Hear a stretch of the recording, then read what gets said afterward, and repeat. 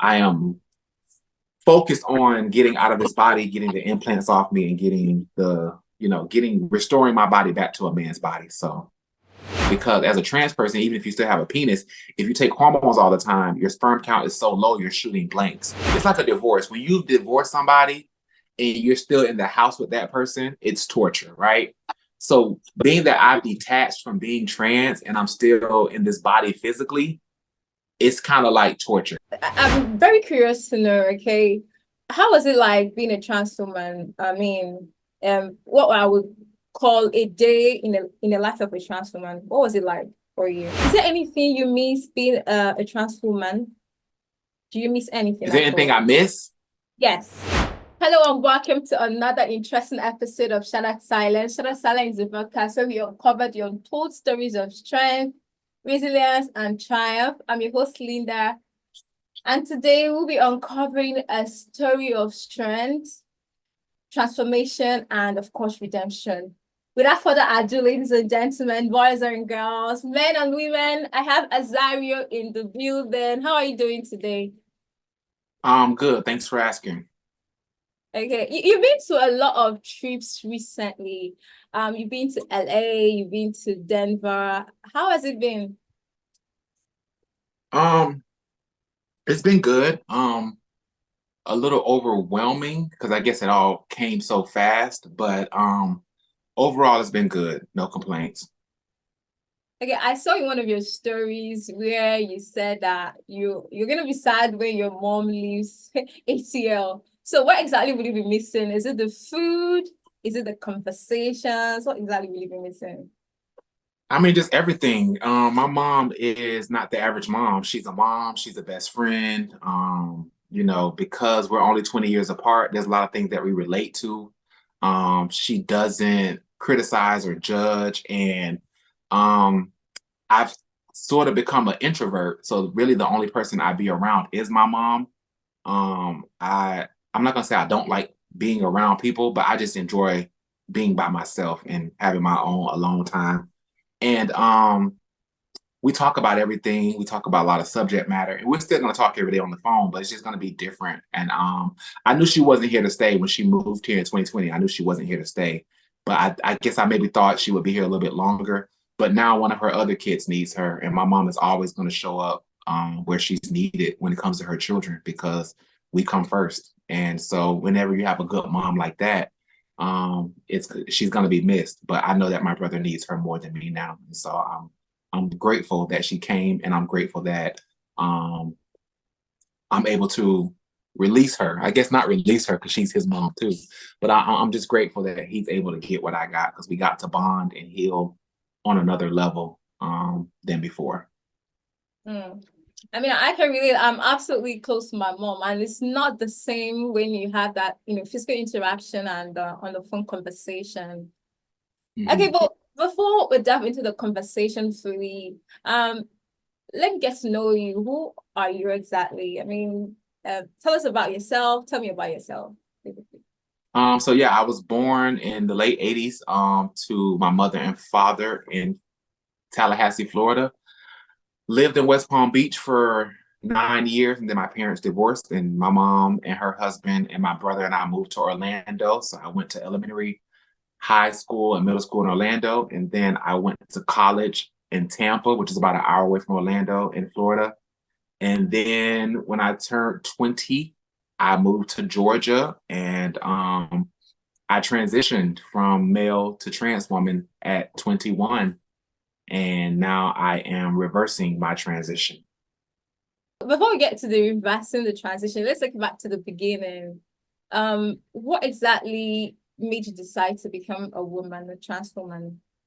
What were you looking for? Um, Hindsight is 2020. At 21, I couldn't have answered that question, but now at 38, I could tell you that I was broken from childhood. I was lost. I had been abused by my mother's second husband heavily, and a lot of the abuse was verbal. He would call me names and say things about myself, and I think that self-hatred was indoctrinated into my childhood at the hands of this man. And I think that if self hatred is internalized, it can make you not want to be that person anymore, and it can make you want to be somebody else.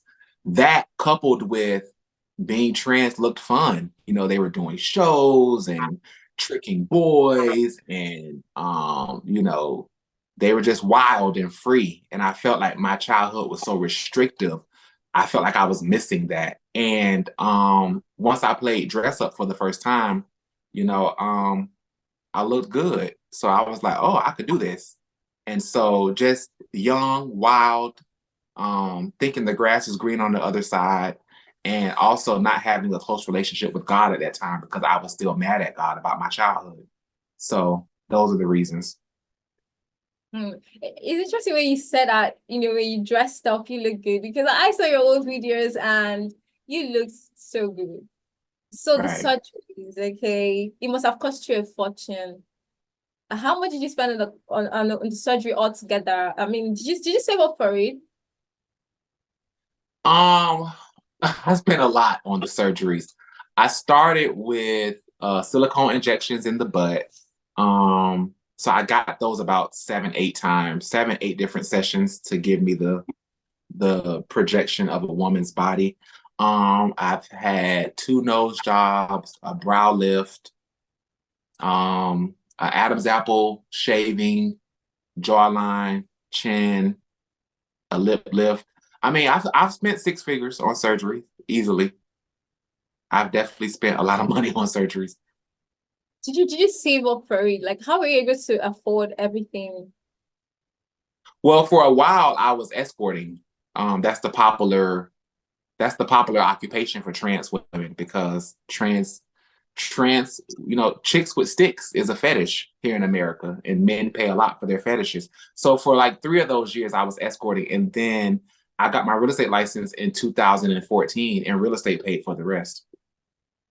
Wow, that's just, you know, but one thing, okay, let me take it back. So when you decided to become a trans person, a trans woman, and you decided to come out, how did your parents take it? How did your loved ones, people that looked up to you as a brother, uncle, you know, a man, basically, how did they take it? Well, I mean, at first they weren't on board, you know, because I had been raised in the church, and my mom didn't think that it was a good decision. Of course, you know, no parent who brings their child to the world as one gender wants their child to transition. You know, it's not a desire of a parent. But I think parents that have unconditional love, they learn to deal with it. They learn to cope with it. They learn to tolerate it. And eventually they love to have love for that child. I think parents that do the opposite and kick their children out, which is so 1960s, is so backwards. And those are the parents to me who shouldn't have ever been parents. Because if your child makes a decision that they want to transition and you don't agree with it, you can still love that child and still, you know, hope for the best, pray for the best. But to kick them to the curb, I think that's a coward move. So I just I was young and I didn't care what anybody thought. When I was young, I was very selfish. And so as a 21-year-old broken child, I was selfish. I didn't care what anybody thought. I didn't call and give permission. I called and gave notice. You know, this is what I'm doing. And if you like it, you like it. If you don't, you don't, you know. In hindsight, that wasn't the best way to do it. But my mom back then was so controlling and just so like overbearing. It was too much. I was grown and she still was trying to make decisions for me at 20 years old. And so that was my way of breaking free and letting her know I'm making my own decisions for my own life. My brother said my mom didn't eat or sleep for like a day. You know, it was a lot for her. So at first, my mom was the kind of mom that tried to shove it down my throat that it was wrong, it was an abomination, I was going to hell. But what she realized eventually was that that didn't push me closer to God. That pushed me closer to the streets. If you have a child that's already rebelling, you judging them and shoving down their throat what they're doing is not going to call them back. It's going to push them further out the streets. Only love can change the situation. Hatred, judgment, dislike, disappointment is going to do the opposite of what you want. My mom eventually realized that and she changed her approach and she came from a place of love instead of judgment. So it was rocky at first, but eventually it became smooth. And my mom started calling me her daughter, Ashley, Shay, she, her, all of that. So yeah. Okay, but I'm very curious to know, okay, how was it like being a trans woman? I mean, what I would call a day in the life of a trans woman. What was it like for you? Well, I mean, this is the thing I want everybody to realize. Just like everybody in the world is different, all Black women are different, all Black men are different. Everybody is different. One thing people try to do with the trans and gay community is they try to group everybody together. Oh, they all think the same. They all have the same desires. They all have the same reasons. And that's not true. We all are different. Everybody is different. So the life in the trans, the day in the life of a trans woman, for me, because everybody's different, for me, it changed. My first few years, I was escorting. So I was going to New York. I was going to Miami. I was going to LA. I was going to the cities where chicks with sticks are popular. And men would call the ads and they would come see us and we would do a massage or maybe a little extra, for money.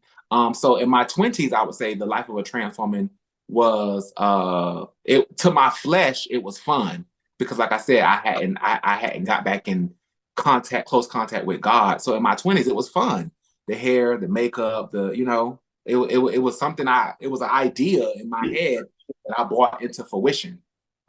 So it was fun. In my 30s, I guess, I started feeling like complete. I got my name changed, my sex changed, on my identification pieces. And I started to look like a woman. So you look at something long enough, you start to believe it, right? People start calling you, a woman, like things like that. And then I would say probably about less than 2 years ago, it started feeling like a false identity. I think I started having that experience with God where I needed to come back. So the life of a trans woman is just like any other person, ups and downs, highs and lows, good times, bad times. But overall, it was an experience that I'll never regret because I've learned so much. And you have to honor your experiences. You can't look back at life with regret because every experience is a part of your testimony. It's part of your story. Yeah, I think I like the fact that you do not regret it because if you actually regret it, I think you will spend more time trying to heal than coming out to actually speak about it. But before I move into your transition journey, is there anything you miss being a trans woman? Do you miss anything Is there at anything all? I miss? Yes. No, because I'm delivered mentally and spiritually. So I don't miss anything. Now, does my flesh sometimes try to remind me of things? Like, yeah, sometimes, Um, you know, whether you're a biological woman or a trans woman, men are physical first. So a lot of the things that I was easily able to get being in the body of a trans woman, of course, now that is all dead.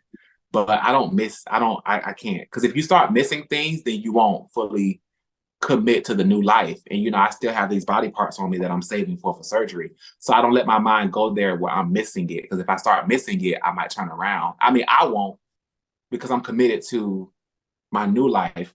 But it just opens up a portal for you to start thinking about, am I doing the right thing? And I know that from talking to other people. And so I don't think about it. I just, I am focused on getting out of this body, getting the implants off me and restoring my body back to a man's body. So Okay, I'm going to talk about trying to restore your body later. But first off, let me talk about what made you decide to detransition. What was it exactly? I mean, it was a plethora of things. Like, it wasn't like one thing. I think a lot of people feel like, oh, just one thing happened. Like, no, it was a plethora of. It was like a cake. It was a series of things that like baking. It's like you put all the ingredients together, and then the final result comes. I think the first thoughts of detransitioning started coming when my brother had his first child, and I realized that I had given that up because as a trans person, even if you still have a penis, if you take hormones all the time, your sperm count is so low, you're shooting blanks.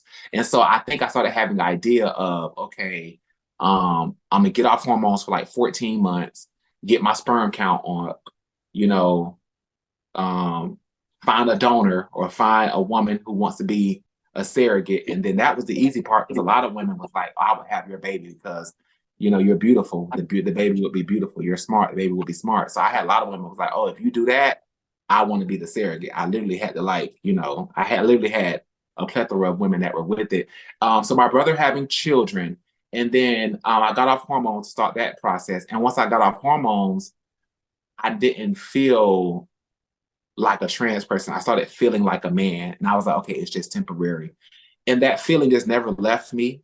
I started therapy and I started unpacking the layers of why did we even become a trans woman? Because we live in a time where so many people become trans from what they say because of gender dysphoria, because as a child they didn't identify with who they were.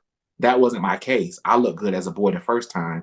So the wrong reasons, my brother having children and me just wanting kids one day, me wanting to change my life around, me giving my life back to God, that was the reason. Assuming your brother didn't give birth to a baby when he did, would you still be a trans woman now? I don't know. I know that was the first time I started having those thoughts. Who knows? I mean, I think children are a blessing. Maybe my niece and my nephew coming into this world, started that process because I didn't think about that until my brother started having kids. And even now, my niece is 4 years old. So even though I had those initial thoughts, they still went away because I still was buying the wigs, the makeup. I was still living my life as a trans person. I think, like I said, that started the process. Had my brother not had those children, it may not have happened. I don't know. I heard one of your where you talked about getting delivered, getting detached from the demonic attachments, but there is a certain denomination in the Christendom that the head of the church, promotes inclusivity in the church and is more welcoming to LGBTQs. So why is why is there that disconnect? If these people are saying, okay, we are all God's children, and then trans people are saying, no, people like you, let me not say people, you now say, no, I wasn't close to God as a trans person. Is it that God doesn't like trans people? Why is there that disconnect? I don't believe that. I think that's the way I put that about the demonic attachments. I think that did some harm to the trans community. And I didn't want to speak. I didn't want to, nor am I speaking for an entire community.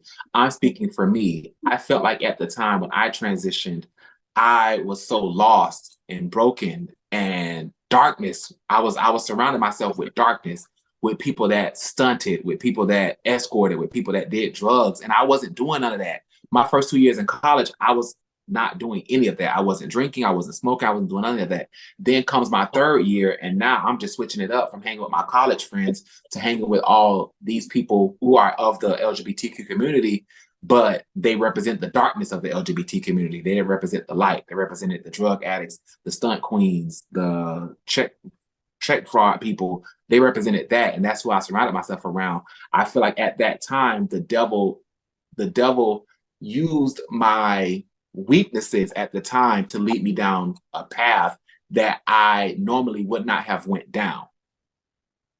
Okay.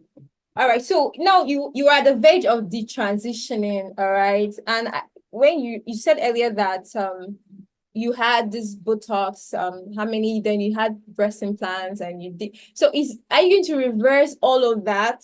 Well, I'm just gonna probably reverse the breast implants and the lower body. I think that I'm just gonna be complacent with my face because I just don't want to go through that again. Like facial surgery, I just don't. I'm not trying to be. Yeah, I'm not trying to be too different. Like I want the body of a man, but I'm not willing to go back in my face and get a masculine nose or get a masculine jawline. Like I'm not doing all that again. The most I'm going to do is the body, and that's it. Everything else, testosterone and God have to take care of. And if I still just look like a pretty man, I'm fine with that. I just look like a pretty man in the face. That's fine with me. I'm not getting a million surgeries though, because this time around I'm not pleasing nobody but me. I don't care what nobody say. I tell people, as close to God as I'm getting, I will still tell somebody where to go fast. Because with this internet generation, when you share things, people feel so entitled to try to tell you what they think you should do. And my thing is like, who do you think you are, my love? Like, who gave you that audacity? Like this internet, like that's why I take breaks from social media, because if I don't, I'll revert back to the old me, and my mouth is a lethal weapon. And so that's why I try to take breaks from social media, because so many people have so many opinions. And it's like, mind your own business. Like, you're on my page. I promise you I'm not coming to your page. And so for me, I'm going to be okay with just the body, and that's it. All right. And currently you have a GoFundMe for that. Okay. Yeah. Did you donate to it yet? I will. Please, I will. Please, if you're watching this video, help get Azario back to the body that he was born with. So please make sure to use the GoFundMe link in the description box below. Please do that and help him get back to the body of his choice. I mean, the body he was born with, not of his choice this time. Okay, Right. so yeah, let's talk about the challenges you're facing currently. A lot of challenges, I guess. So aside from the social media bashes, which I think, I mean, everybody's just basically going to be typing on their mobile phone in their house. Somebody's coming to your face. So aside from that, Right. what other challenges are you facing? I would say mental. Like, I just have to make sure I stay in the fight, because when you're mentally and spiritually and emotionally, it's like a divorce. When you divorce somebody and you're still in the house with that person, it's torture, right? So being that I've detached from being trans and I'm still in this body physically, it's kind of like torture. But I know that I don't do well with patience. So I would say my challenge is having patience and knowing that the transition didn't happen overnight. So the detransition is not going to happen overnight. Give yourself time. Don't think about the breast. Don't think about the butt. Just think about what you're going to look like on the other side. So my biggest challenge, and it always has been, is patience. Do you still attract people who are interested in those kind of things, but they don't know your story? Probably they've not seen your video on social media. Yeah. A lot of, even though the video went viral a few times, a lot of people, everybody don't do social media. Like, like my brother, my brother might get on social media twice a year. And he's younger than me. Everybody didn't see it. So some people, they see me and I think they can see a physical difference because I don't look as feminine as I used to, because I don't take the estrogens anymore. I am building testosterone back up. So I don't look as feminine as I used to. So some people think I'm a stud, which is like a feminine lesbian, a masculine lesbian. But some people think I'm just a tomboy. Like, it's all over the place right now. People look and they don't know what I am, but they still tell me I'm beautiful, and that's all I care about. So does it long as I'm not ugly, I'm good. I know you have your skincare regimen and all of that. You love being beautiful. I mean, you love not being ugly. But I want to ask you, so does it disgust you when people you're trying to detach from this and people are currently getting attracted? Does it disgust you? How do you face that point?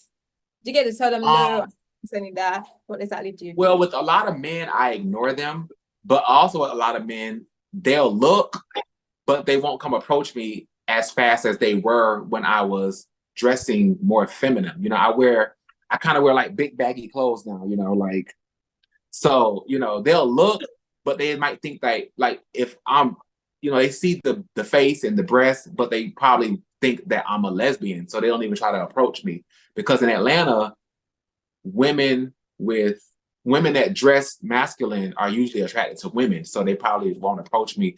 I don't get approached as much as I used to. So I will say that, and that has been a relief, because I'm not trying to have those kind of interactions anymore. Okay, so you've been 16 years as a trans woman, and currently right now you're trying to detransition, or you've started your detransition journey. Okay, so if I should translate that to being in a job for 16 years, you probably be maybe a top executive now. So what I'm trying to say basically is that I think you start in that point, in that position to give an advice to someone who is at the verge of transitioning. Having gone through it all for such a long time, what is your honest advice to someone who wants to detransition, who wants to transition, okay, who's trying to make that decision to transition? Whether male or who female. Who wants to go from how they were born to the other gender? Yes. I would say I don't think God makes any mistakes. I think you should stay the way you are. But coming from love, I would say I'd rather you be alive than not. You know, a lot of people feel like if they cannot transition on the outside to who they feel like they're on the inside, they rather kill themselves. So I don't want that. So I'd rather you be happy. Just make sure you're doing it for the right reasons. Make sure you're committed for the rest of your life. Don't do it, don't, if you're just like, oh, I just want to do this for fun. If it's any other reason outside of I can't live like this anymore, I would say don't do it because it's a phase. And that phase is gonna fast. That phase is gonna pass. But if you are just miserable, you hate waking up, you don't want to live with yourself, then do what makes you happy and just stay close to God so that He can still be a part of your process in your life. Mm. I like the way you were able to construe the advice, but I understand you totally. I mean, someone better be alive than, be alive, or better be alive or just be alive and then is thinking to be suicidal, basically. So to me, you're a solid beacon of strength. I mean, you're an advocate for not just trans people, but persons who want to realign back to their purpose in life. So if Yeah. someone wants to realign to their purpose in life, this time around, not just trans people, but anybody at all, and the person is so confused. I mean, you started realigning to your purpose in life, okay? Where can one start? How did you do yours? You got to start with prayer. You got to start with prayer. When you pray to God, you're asking Him for a sign. You're asking Him for guidance. You're asking God for help, and He'll give you that help. He'll give you a sign. The first thing is pray. The second thing is commit, because it's not easy. It's not going to be easy. It's going to be the hardest thing you do. As the old folks say, all hell is going to break loose because you're releasing yourself from what no longer serves you. And the devil going to get mad at that. And he's going to come through the forms of friends, family, naysayers, people who don't believe in you, people who are going to try to talk you out of it. People are going to think you're crazy. People are going to think that you're broke. People are going to think that it's an influence from people are going to have so many opinions. So you got to be committed, because that commitment is going to be your strength when it gets hard. And last but not least, know that you're not alone. A lot of times on social media, we can feel so alone in the down moments because all everybody posts is their great moments: the new car, the new house, the vacation, the new weave, the new BBL. That's all everybody posts. Nobody posts, their struggles. Nobody posts the things that they're going through. I think that's one of the biggest reasons why I decided to be transparent about my journey, because I started the detransition journey in November, and I didn't make the TikTok account until February 3rd, and then February 4th, it was viral. So just know that you're not alone, pray, and commit. Those would be my 3 things of advice. All right. So when all of this is over, the reconstructive surgeries, when you've achieved all of this in Jesus' name, what is your next goal? My goal is just whatever God has for me. I have a lot of talents. A lot of people say that a lot of people since I started this journey have said that they see me, with speaking engagements, talking to people in person and getting paid for it. So I would say to impact lives, but also make a decent, not a decent, no.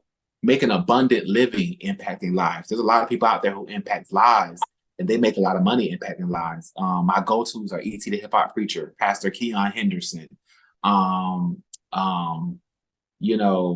Jim Rohn, Les Brown. They impact lives with their motivational speeches. And I have the gift of gab. So I would say to impact lives, and if it's going to be through motivational speaking, but to impact lives, but also make a lot of money so people can see that once you return back to God, He'll take care of you. Okay, thank you so much. Away from the transition and the transition talk right now, you're a realtor, right? Yes. Yeah, so let's talk about what you do. Okay, so if someone is looking for properties, are you that go-to person? I mean, where can someone get to find you? they can come on my Instagram or my TikTok page and leave me a message. My Instagram and TikTok is Big Zario with 3 O's. They can just hit me up with the message because each person's thing is different. So they can hit me with a message and then we can go from there. Okay, so there you have it. Make sure to hit him up on his Instagram page, his TikTok account, and do not forget to donate to the GoFundMe currently going on right now. Use the link in the description below. Thank you so much, Azario, for your time. You're welcome. I do not take you for granted. I really, really, really do appreciate it. Okay. It's funny how time flies when you're having an in-depth conversation and having fun out of it. I hope you're able to learn one or two things from Azario's story. And please, let's help him raise the money for his reconstructive surgery, okay? The link to his GoFundMe is going to be right here in the description below. Remember to share this video to someone who will be in need of it. Someone out there who you think this story, Azario's experience, is going to help make a decision in life, because that's the whole essence of Shattered Silence, to put so much information in a video that would help people make an informed decision. Remember to subscribe, remember to like, remember to put your comments there. Hopefully I get Azario to come respond to some of your comments. But remember, you can follow him and keep up with his journey on his social media account. I'm going to put that account to right here in the description below. Do not forget that another episode comes your way next time, and you can also be a guest here by sending me an email in the email box below. So yeah, come your way next time. Bye bye.